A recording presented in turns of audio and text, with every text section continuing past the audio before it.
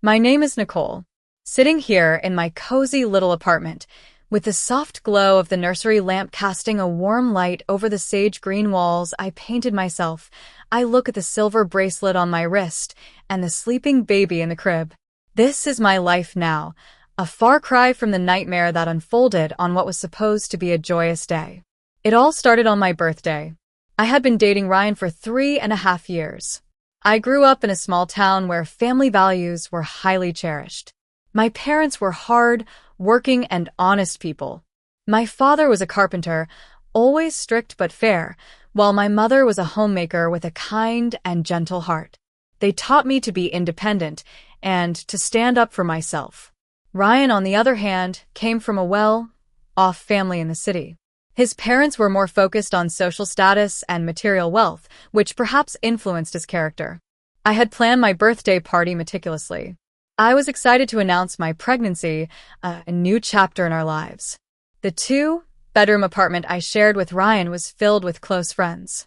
There was my best friend Lily, a free-spirited artist, our married neighbors, and even Sarah, a girl Ryan always said was just a harmless acquaintance. Ryan had offered to go and get the custom-made cake. It took him nearly 3 hours, and when I texted him, he simply replied it was due to traffic. Little did I know it was the beginning of the end. By 7 p.m., everyone had arrived.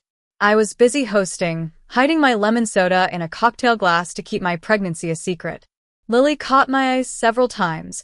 I had told her about it during a heavy rainstorm a week ago. She gave me a knowing look, telling me to wait for the right moment. At 9 p.m., Ryan tapped his glass for everyone's attention. He stood there with that familiar, polished smile. "Today is a special day," he said, locking eyes with me. My heart pounded. Was he going to propose? But instead, he handed me a small box wrapped in silver paper. When I opened it, there was no ring, just a note that read, "I'm done with you. You're holding me back. I deserve better. Your things will be out by Monday."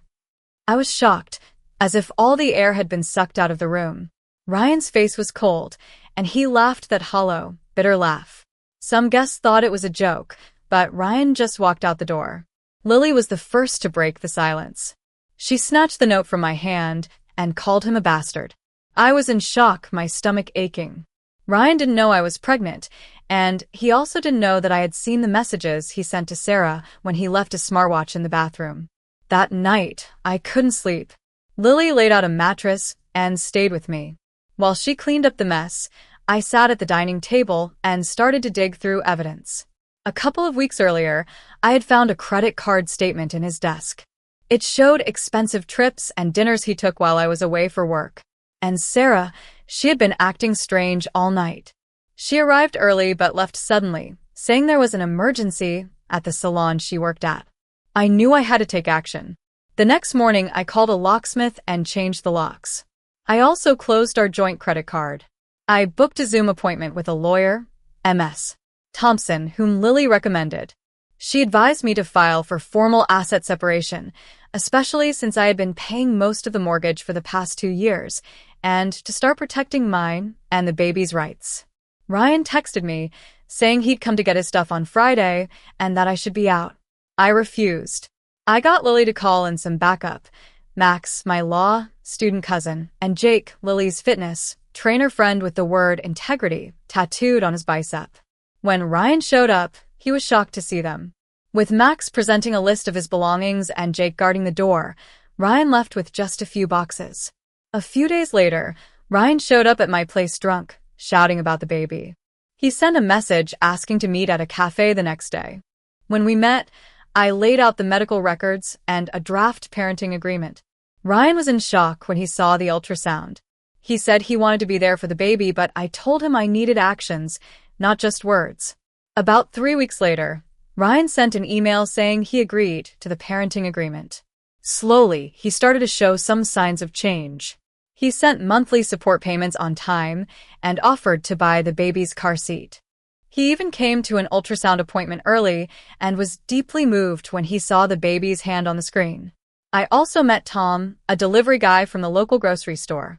When my baby, Ava, was 2 months old, he showed up with a gift card for her birthday.